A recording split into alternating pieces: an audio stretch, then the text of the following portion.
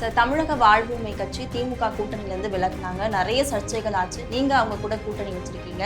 இது முழுக்க முழுக்க பார்த்தீங்கன்னா ஒரு ஒரு விதமான ஆணவம், புரியுதுங்களா? இதுதான் கூட்டணி கட்சிக்குள்ள ஒரு ஒற்றுமை இல்லாமல் இருக்குது. திமுக பெரிய அண்ணன் தன்மையில் நடந்துக்கு.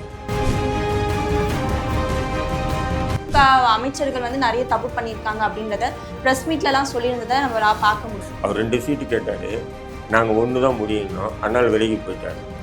புரியுதுங்களா? இப்படி ஒரு விதமான நெரட்டிவை உருவாக்குறாங்க.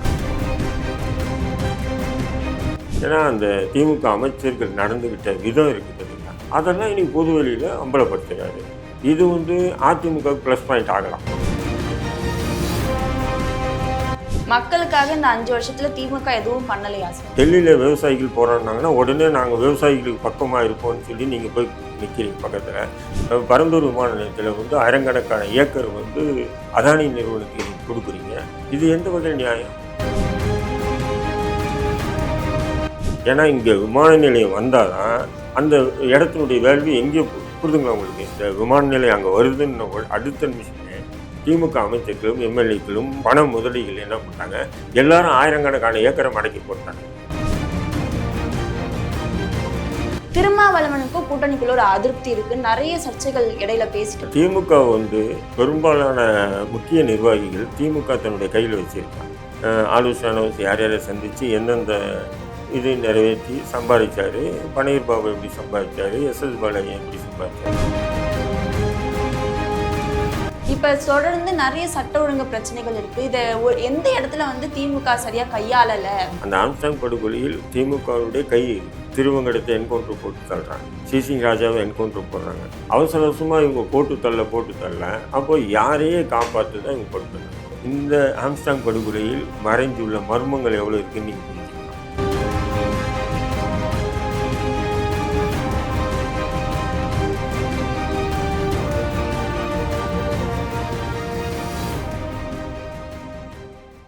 Cloud7 வாய்ஸ் நேயர்களுக்கு வணக்கம். இன்றைய நேர்காணலில் நம்மோடு இணைந்திருக்கிறார் அரசியல் விமர்சகர் தடா ரஹீம் அவர்கள். வணக்கம் சார். சார், தமிழக வாழ்வுரிமை கட்சி திமுக கூட்டணியிலேருந்து விலகுனாங்க. நிறைய சர்ச்சைகள் ஆச்சு. நீங்க அவங்க கூட கூட்டணி வச்சிருக்கீங்க. இது அதிமுகவுக்கான ஒரு நிலைப்பாடா எடுத்துக்கலாமா நம்ம?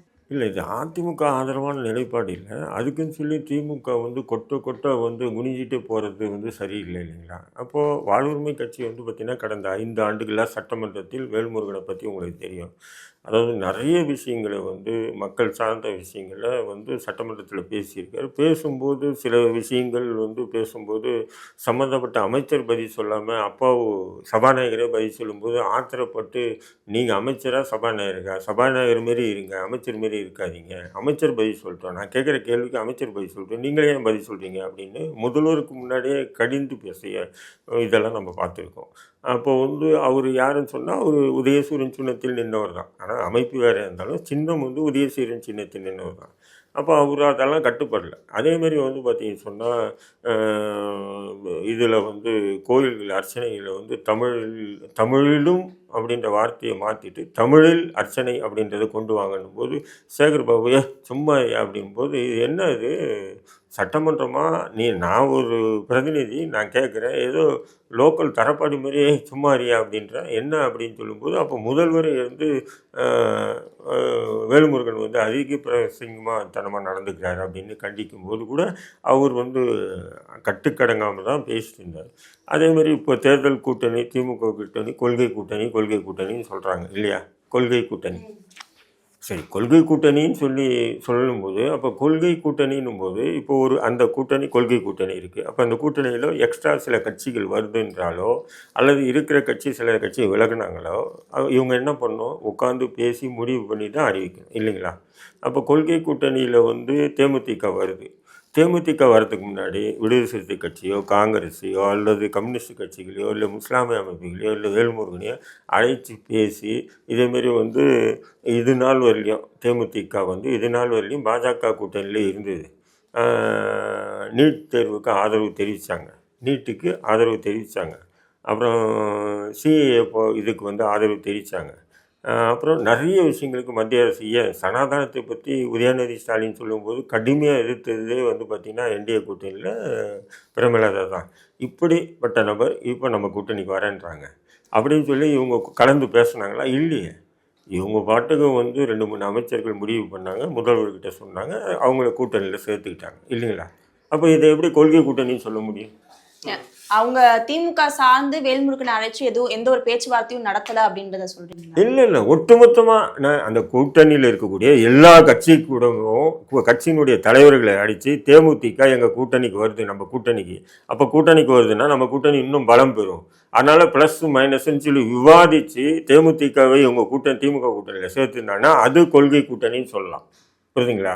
இவங்க யாருமே கேட்கல. பெரிய அண்ணன் மனப்பான்மையில் இவங்க பாட்டுக்கு தேமுதிகவை கூப்பிட்டுட்டு தேமுதிக வந்துச்சு, அவங்களுக்கு ஒரு 10 சீட்டு கொடுக்குறோன்ட்டோம், அதனால் நீங்கள் போன முறை வாங்கினதோட ஒன்று குறைச்சிங்க. எப்படி போன முறை வாங்கினதோடு ஒன்று குறைச்சிங்க, 2 குறைச்சிங்கன்னு சொல்கிறது வந்து இது முழுக்க பார்த்திங்கன்னா ஒரு விதமான ஆணவம்.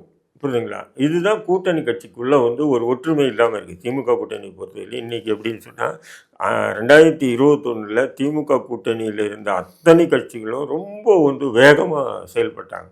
இந்த முறை பார்த்திங்கன்னா அப்படி வேகமாக செயல்படுற மாதிரி தெரியல. புரியுதுங்களா? வேகமாக செயல்படுற மாதிரி தெரியல. இது காரணம் வந்து திமுக பெரிய அண்ணன் தன்மையில் நடந்துக்குது.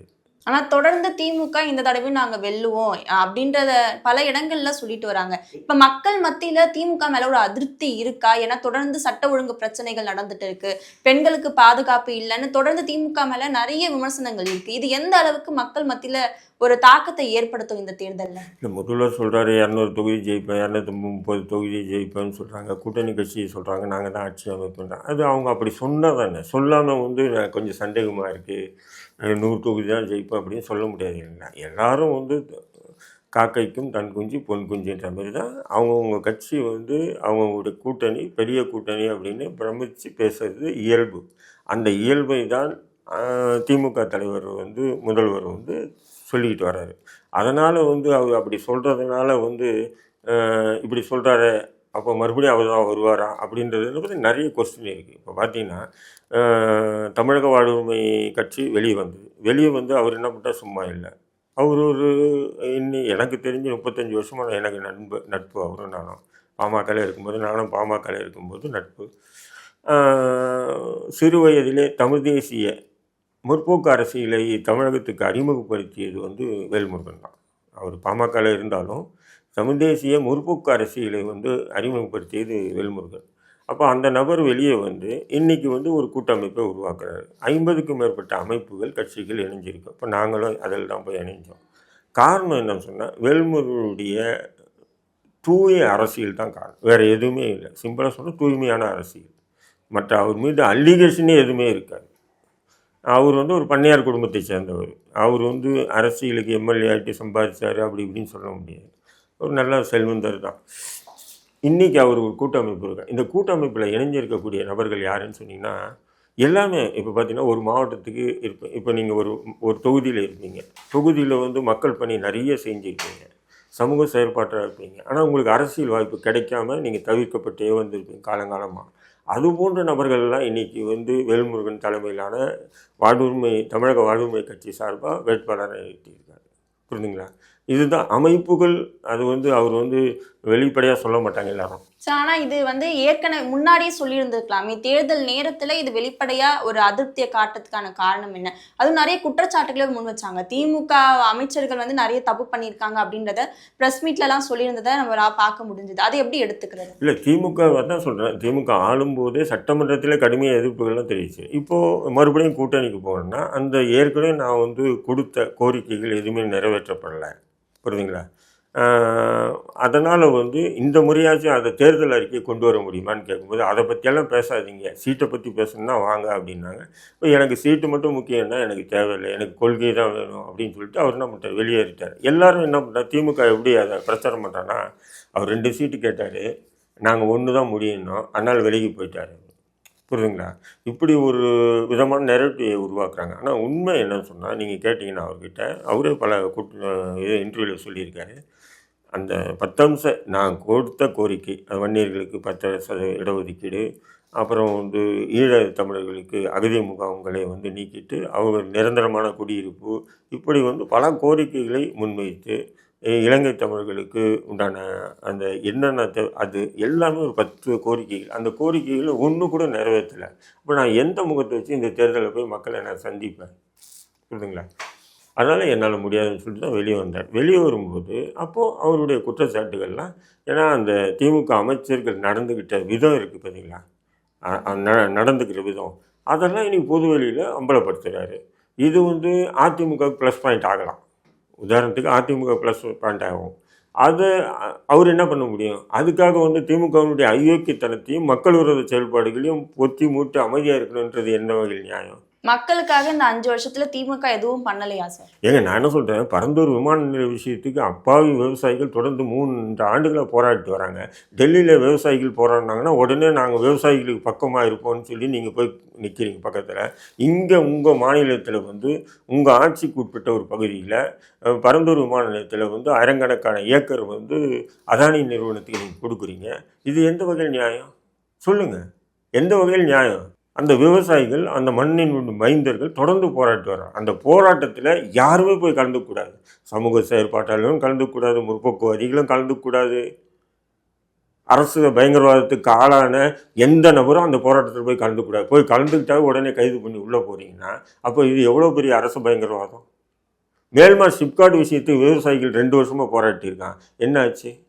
என்னன்னு சொன்னீங்கன்னா, இப்போது பரந்தூர் விமான நிலையம் விஷயம் என்னன்னு சொன்னீங்கன்னா, அங்கே வந்து அதை சுற்றி உள்ள அந்த விமான நிலையம் அங்கே வருதுன்னு அடுத்த நிமிஷமே திமுக அமைச்சர்களும் எம்எல்ஏக்களும் எம்பிக்களும் அல்லது திமுகவை அண்டி பிழக்கக்கூடிய பண முதலிகள் என்ன பண்ணிட்டாங்க, எல்லாரும் ஆயிரக்கணக்கான ஏக்கரை மடக்கி போட்டானுங்க. ஏன்னா இங்கே விமான நிலையம் வந்தால் தான் அந்த இடத்தினுடைய வேல்யூ எங்கேயோ போயிடும். புரிதுங்களா உங்களுக்கு? இடத்தினுடைய வேல்யூ எங்கேயோ போயிடும். இதுக்காக என்ன பண்ணிட்டாங்க, முதலீடு பண்ணிட்டாங்க. முதலீடு பண்ண உடனே இப்போ என்ன பண்ணுறாங்க, திமுக பிடிவாதமாக வந்து அந்த இடத்துல வந்து விமான நிலையம் வைக்கிறதுக்கு உண்டான ஏற்பாடுகளை பண்ணுறாங்க. அப்போ இது மக்கள் விரோத செயல் இல்லையா? இதே அதிமுக ஆட்சியில் நடந்திருந்தால் திமுகவினுடைய அத்தனை அமைச்சர்கள் அங்கே போய் டென்ட்டு போட்டு உட்காந்துருப்போம்.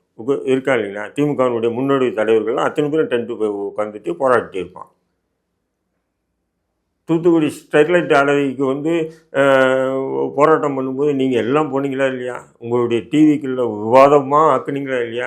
இன்றைக்கி ஒரு விவாதத்தை சொல்லுங்கள். பரந்தூர் விமான நிலையத்தை மேல்மார் சிப்காட் விஷயத்தில் விவசாயிகள் தொடர்ந்து போராடுறாங்க, ஒரு டிவிலையாச்சும் விவாதம் பண்ணுறாங்களா யாருன்னா? அப்போ இதெல்லாம் வந்து அடக்குமுறை, அரசு பயங்கரவாதம் இல்லையா? இது எவ்வளோ பெரிய கொடூரம்! இதுக்கெல்லாம் வந்து வேல்முருகன் துணை போனார்னா வேல்முருகன் நல்லவன், இல்லைன்னா வேல்முருகன் அயோக்கியன். இது எந்த வகையில் என்ன அரசியல்? அப்போ இதை எதிர்த்து அவர் தனித்து களமாறுறான்னு சொன்னால் இது மேபி வந்து நீங்கள் சொல்கிற மாதிரி அதிமுக ப்ளஸ் பாயிண்ட் ஆகலாம். அப்போ இது ப்ளஸ் பாயிண்ட் ஆகுன்னு தெரிஞ்சு அப்போது வேல்முருகன் வச்ச கோரிக்கைகளை நீ நிறைவேற்றி இருக்கணுமா இல்லையா? சொல்லுங்கள். ஸோ இன்னொரு பக்கம் என்னன்னா, இப்போ வேல்முருகன் அவர்கள் கூட்டணி விட்டு வெளியே வந்துட்டார். திருமாவளவனுக்கும் கூட்டணிக்குள்ள ஒரு அதிருப்தி இருக்கு. நிறைய சர்ச்சைகள் இடையில பேசிட்டு இருந்தாரு. அவரே வந்து தொகுதியை காட்டுமன்னார் கோவில்ல நிக்கிறதா இருந்தது, அப்புறம் இல்லைன்னு சொல்லி அறிவிப்பை மாத்தினார். இது எல்லாத்துக்குமே திமுக தான் காரணம், திமுகவுடைய மிரட்டல்ல தான் அவர் இந்த மாதிரியான முடிவு எடுக்கிறாங்க அப்படின்னு நிறைய விமர்சனங்கள் வந்திருந்தது. இல்லை, அது திமுகவுடைய மிரட்டல்னா திருமாவளவன் அண்ணனை பொறுத்தவரையும் யாரும் மிரட்ட முடியாது.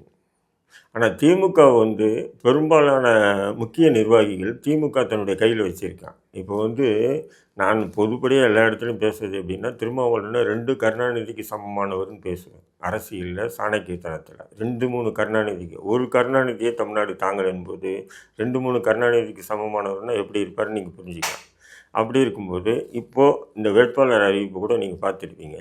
இந்த வேட்பாளர் அறிவிப்பில் ஏற்கனவே இருந்த பனையூர் பாபு அல்லது ஆலு ஷானவாஸோ எஸ்எஸ் பாலாஜியை தவிர்த்துட்டு புதியவர்களுக்கு வாய்ப்பு கொடுத்தார். அப்போ புதியவர்களுக்கு வாய்ப்பு கொடுக்கணுன்னா சிந்தனை செல்வனையும் அவர் என்ன பண்ணியிருக்கணும், நீக்கிட்டு 4 பேரும் புதியவர்களுக்கு வாய்ப்பு கொடுத்துருக்கணும். ஆனால் அவர் சிந்தனை செல்வனை மட்டும் கடந்த முறையும் சட்டமன்ற உறுப்பினர், இந்த முறையும் வேட்பாளராக அறிவிச்சிருக்கார். புரியுதுங்களா உங்களுக்கு? அப்போ இதுலேருந்து என்ன புரியுதுன்னா, ஆலு ஷானவாஸாக இருக்கட்டும், பனையூர் பாபா இருக்கட்டும், எஸ்எஸ் பாலாஜியாக இருக்கட்டும், இவங்க எல்லாம் என்ன பண்ணுறாங்கன்னு சொன்னால், இந்த கடந்த 5 ஆண்டுகளாக அவங்க விடுதலை சிறுத்தை கட்சிக்காக கஷ்டப்பட்டதை விட அவங்களுக்காக கஷ்டப்பட்டது தான் அதிகம். விடுதலை சிறுத்தைகளுக்காக அவங்க போய் அமைச்சர்களையோ முதல்வரையோ சந்திச்சதை விட அவங்களுடைய நலனுக்காக தான் முதல்வரையும் அமைச்சர்களையும் சந்திச்சிருக்காங்க. இது உளவுத்துறை க்ளீனாக சொல்கிறாங்க, புரியுதுங்களா? ஆலோசனை யார் யாரை சந்தித்து எந்தெந்த இது நிறைவேற்றி சம்பாதிச்சார், பன்னீர் பாபு எப்படி சம்பாதிச்சார், எஸ்எஸ் பாலையா எப்படி சம்பாதிச்சார். அப்படி இருக்கும்போது ஆனால் சிந்தனை செல்வன் போது அதுக்கு மாற்றமாக அவர் அந்த மாதிரி விஷயங்களில் இறங்கலை. இது திருமாவளவனுக்கு தெரிஞ்சு தான் அவரை மட்டும் தொடர்றாரு, மற்றவங்கள தூக்கி போட்டார், போட்டு புதியவர்களுக்கு வாய்ப்புன்னு சொல்கிறாரு. அதே நேரத்தில் அதே திருமாவளவன் அண்ணன் வந்து ஒரு ப்ரெஸ் மீட்டில் சொல்லும்போது சொல்கிறாரு, ஏன் நீங்கள் ஆளு ஷானவாஸுக்கு கொடுக்கலன்னு சொன்னால், இல்லை நாங்கள் ஆளு ஷானவாஸ் கொடுக்கலான்னு தான் இருந்தேன், ஆனால் நான் அந்த திமுக கூட்டணி பற்றி பேச போகும்போது நாங்கள் ஒரு உத்தேச லிஸ்ட்டுன்னு கொடுக்குறோம். அந்த லிஸ்ட்டை பார்த்துட்டு இது என்ன இது நாகப்பட்டினம் கேட்டிருக்கீங்க, நாகை கேட்டிருக்கீங்க, நாகையில் வந்து ஷானவாஸ் நிற்க மாட்டேன்ட்டாப்புல, எப்படி நாகப்பட்டினத்தில் ஷானவாஸ் நிற்க மாட்டேன்ட்டாப்புல அப்படிங்கும்போது அது வந்து ஒரு தலைவருக்கு அதிர்ச்சியாக இருக்கும். ஏன்னா தனக்கு தெரியாத விஷயத்தை திமுக கூட்டணி தலைவர்களுக்கு தெரியுது அப்படின்ற ஒரு அதிர்ச்சியாக இருக்கலாம், புரியுதுங்களா? ஏன்னா ஷானவாஸ் வந்து நாகை வேண்டாம், அதை விட்டு வேறு தொகுதியை கேளுங்க நீங்கள் உத்தேசப்பட்டில்லைன்னு திருமாவளவன்கிட்ட சொன்னா அது அரசியல். திமுக தலைவர்கிட்ட வந்து நாகை மாவட்டம் கொடுக்காதீங்க அப்படின்னு சொன்னான்னா அது அரசியல் இல்லை, புரியுதுங்களா? அப்போது அவர் அதெல்லாம் பார்த்துட்டு தான் அவர் நம்ம அமைதியாக இருந்துட்டு ஏன் சொன்னால், ஒரு கால் நாம் வந்து அவசரப்பட்டு வேட்பாளர் அறிவிச்சிட்டோன்னு சொன்னால், இப்போது ஆளு ஷானவாஸோ இல்லை எஸ்எஸ் பாலாஜியோ அல்லது பன்னீர் பாபுயோ திமுக கூட சீட்டு கொடுத்து நிற்க வைக்கும், புரியுதுங்களா? அதனால தான் அவர் என்ன பண்ணுறாரு, திமுக சீட்டு கொடுத்து எல்லாம் நிற்க வச்சு அவங்க தேர்தல் பணியை தொடங்கின பிறகு விடுதலை சிறுத்தை வேட்பாளர் அறிவிக்கிறாங்க. அதில் இந்த 3 பேரும் தவிர்த்து, இதுதான் உண்மை. விடுதலை சிறுத்தை கட்சிக்கும் திமுகவுக்கும் நிறைய இன்றைக்கி வந்து வெளிப்படையாக இல்லைனாலும் உள்ளுக்குள்ளே வந்து ஒர்க் பண்ணுறதுல நிறைய முரண்பாடு வரும். ஒரு அதிகார போக்கிலே திமுக இருக்குது, இன்ன வரையிலும் இருக்குது, புரியுதுங்களா? சும்மா அந்த கொடியை மாட்டிக்கிறது அல்லது அவருடைய படத்தை போட்டுக்கிறது. மற்றபடி வந்து விடுதலை சிறுத்தைக்கு உண்டான அங்கீகாரம் வந்து இன்றைக்கி திமுக கூட்டணிலேயே ஒரு நல்ல ஒரு பலமான மக்கள் செல்வாக்குள்ள ஒரு கட்சினா விடுதலை சிறுத்தை இருக்கா இல்லைங்களா? ஆனால் அந்த கட்சிக்கு உண்டான அதை விட பார்த்திங்கன்னா தேமுதிகவுக்கு முக்கியத்துவம் கொடுக்குற அளவுக்கு கூட விடுதலை சிறுத்தைக்கு கொடுக்கல. இப்போ இதில் வந்து இந்த கூட்டணி கட்சிக்குள்ளே ஒற்றுமை இல்லைன்றது சமீபத்தில் ஒரு கூட்டம் நடந்தது. அப்போ விடுதலை சிறுத்தை கட்சியினுடைய தலைவர் திருமாவளவன் பேசுகிறாரு.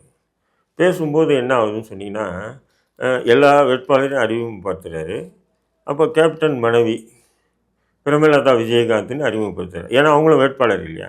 அப்போ அவர் ஒரு தலைவர் வேட்பாளராக அறிமுகப்படுத்தும் போது நான் எவ்வளோ பெரிய அப்பாட்டாக்கராக இருந்தாலும் எழுந்து நின்று வணக்கம் சொல்வது தான் மரபு, புரியுதுங்களா? அதேமாரி தான் எல்லாரும் வந்து எழுந்து நின்று அந்த வேட்பாளர்கள் அறிமுகப்படுத்திக்கிறாங்க. ஆனால் பிரேமலதா மட்டும் இப்படி வச்சுக்கிட்டு நக்கல் சிரிப்பு, 10 சீட்டு நான் வாங்கினேன், 8 சீட்டு நீ வந்து எனக்கு அறிமுகப்படுத்தியாச்சு, அப்படி தானே அர்த்தம். சிரிப்பு பாருங்கள், அந்த நக்கல் சிரிப்பு.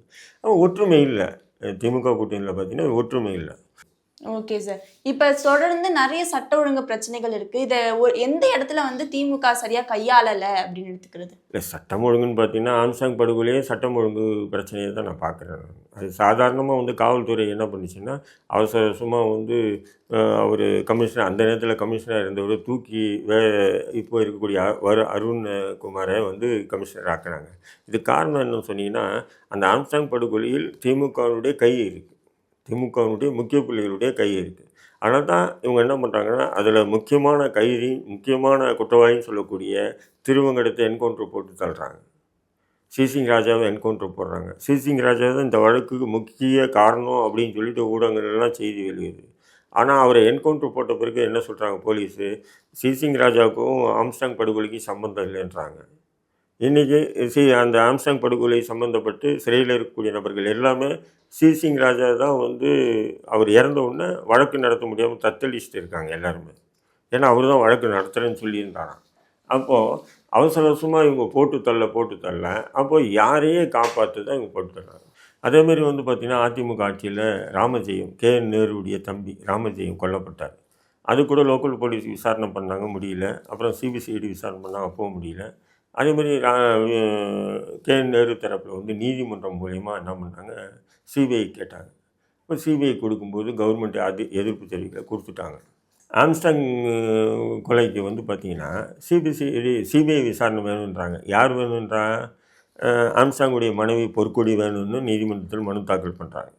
பகுஜன் சமாஜ் கட்சியினுடைய பொதுச் செயலர் இருக்கக்கூடிய ஆம்ஸ்டாங்குடைய தம்பி கீனோஸ் ஆம்ஸ்டாங்கு அவர் வந்து உயர்நீதிமன்றத்தில் தாக்கல் பண்ணுறாரு. உயர்நீதிமன்றம் என்ன சொல்கிறாங்க? உடனே இந்த வழக்கை சிபிஐக்கு மாற்றுங்கன்னு மாற்றிடுறாங்கல்ல.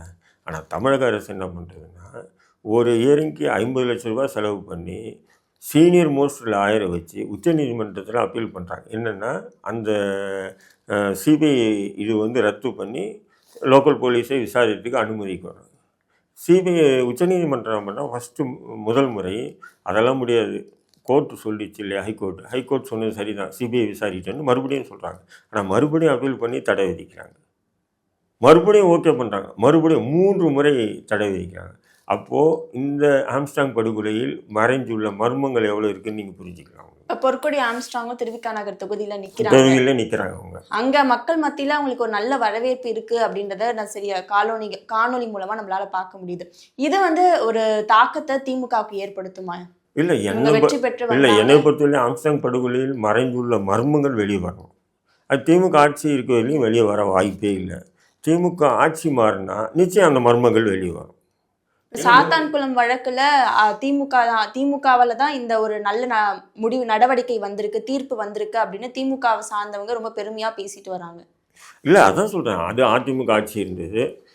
ஜெயராஜ் ஃபீனிக்ஸு கொலை அந்த லாக்அப் டெத் விஷயத்தில் கனிமொழியும் உதயநிதி ஸ்டாலினும் டென்ட் அடித்து அங்கேயே இருந்தாங்களா இல்லையா? அந்த போராட்டம் பண்ணாங்களா? எல்லா டிவிகளையும் விவாதம் பண்ணாங்களா இல்லையா அந்த லாக்அப் டெத்தை?